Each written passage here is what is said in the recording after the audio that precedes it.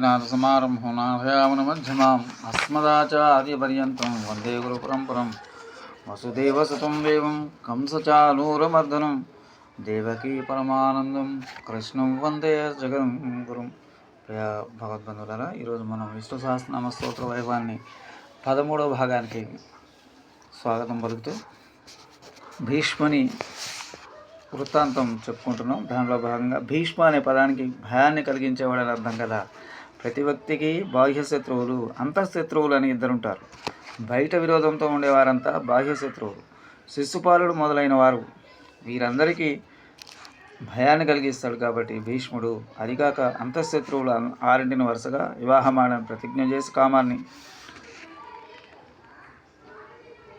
2 శిశుపాలను తన అందరిలో నిందించిన మారుపలక క్రోధాన్ని, 3 రాజ్యాధికారాన్ని విడుస్తాను ప్రతిజ్ఞ చేసి లోభాన్ని, 4 అంబ స్వయంగా వచ్చి వివాహం చేసుకోవాల్సిన అభ్యర్థించిన తిరస్కరించిన మోహాన్ని, తన కళ్ళ ముందే కౌరవంశం అంతా పెరిగి పెద్దదై కృష్ణుని చూసినంత తన వనియాన్ని భక్తి చూపుతూ మతాన్ని, 6 తనకంటే ఎంతో చిన్నవాడైన అర్జునుని మేటి విలుగానుగా ప్రశంసిస్తున్న చలించగా మాత్సర్యాన్ని జయించాడు. ఇలా వెలుపల ఉండే శత్రువులందరూ భయాన్ని కలిగించేవాడు ఈ భీష్ముడై ఉన్నాడు.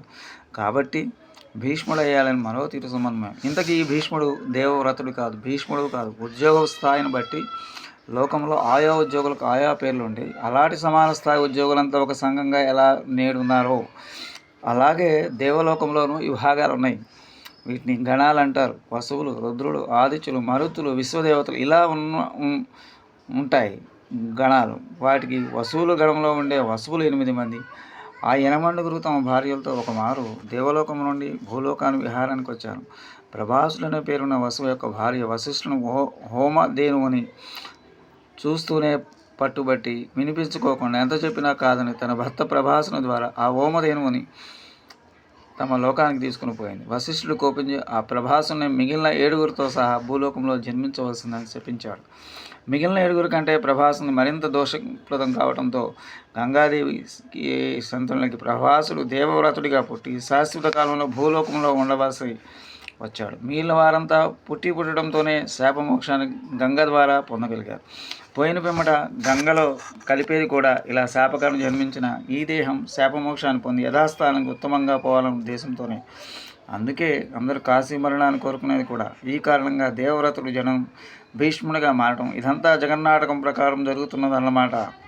భూలోకంలోని వారికి నీతిని నేర్పడానికి కావాల్సిన ఒక వ్యక్తి పుట్టించడానికి అర్హుడెవరవుతారు అని ఆలోచించిన పరమాత్మ ఈ ప్రభాసుని ఇలా శాపం లాంటి వరం ద్వారా అనుగ్రహించాడనమాట. ఆ విషయాన్ని మౌనంగా తెలపడానికి ఈ పుష్ప వృష్టులు దేవతలు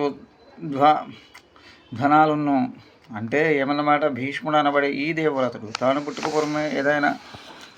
పూర్వమే దైవానుగ్రహం పొందాడనమాట. దేవలోకంలో వసువుగా ఉన్న తాను ఎందరెందరో ఋషులు గానం చేసిన శ్రీ విష్ణు సహస్రనామ విశేషాలను ఎన్నెన్నో గానాల ద్వారా విని ఉండడం, మరి ఆ గానాలన్నింటినీ విన్న తాను ఈ భూలోకంలో పరమాత్మ నియమించిన అన్ని పనులు నెరవేర్చి వేశాడు. తిరిగి తనకప్పుడున్న లోకానికంటే ఉత్తమమైన ఆదిత్య లోకానికి వెళ్ళబోతున్నాడు. వసులోకాల మీదే ఈ రుద్రలోకం, ఆ లోకం మీద ఆదిత్యలోకం.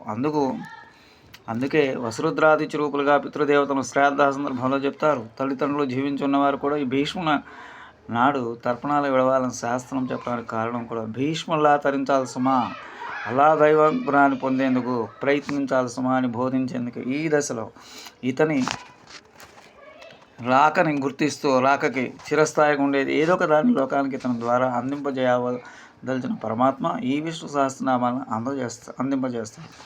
గోవు నుండి పాలను పిదుక్కుని త్రాగబోయే మనం ముందుగా గోవు చేపులు వచ్చేందుకు దాన్ని దూడను విడిచి ఆ మీదట మనమే పాలను తీసుకుని అనుభవిస్తున్న శ్రీకృష్ణుడు కూడా భీష్ముడనే ఆవు నుండి శ్రీ విష్ణు సహస్రనామ క్షీరాన్ని మనకి దలిచి ముందుగా ధర్మరాజుని గోవత్సాన్ని భీష్ముని వద్దకు వెళ్ళి రావాల్సిందన్నారు. భగవద్గీతను చెప్పేటప్పుడు అర్జునుడి విషయంలో కూడా తాను చేసిన అదే ఉపనిషత్తులు అనబడే ఆవుల నుండి జ్ఞానమనే పాలను పెరిగి మనకి అందించడానికి గోపాలుగా తానుండి చేపులు రప్పించడానికి ముందుగా అర్జునుడిని దూడను విడిచాడు. దూడకే మొత్తం పాలన ఇచ్చి వేశాడు. ఎవడు ఉండనట్టు అర్జునుడికి మాత్రమే గీతాబోధ జరిగిందని అక్కడ అనుకోకూడదు. ధర్మరాజుకే ఈ శ్రీ విష్ణు సహస్రనామాలు వినిపింపబడ్డాయని ఇక్కడ భావించకూడదు. ఇలా పుట్టుపూర్వం పోయేటప్పుడు కూడా పరమాత్మ అనుగ్రహం పాత్రుడైన వాడు భీష్ముడు. శ్రీమతే రమజా మాతృమునీంద్రాయ మహాత్మనే శ్రీరంగవాసనే భూయాత్ నిత్యశ్రీ నిత్యమంగళం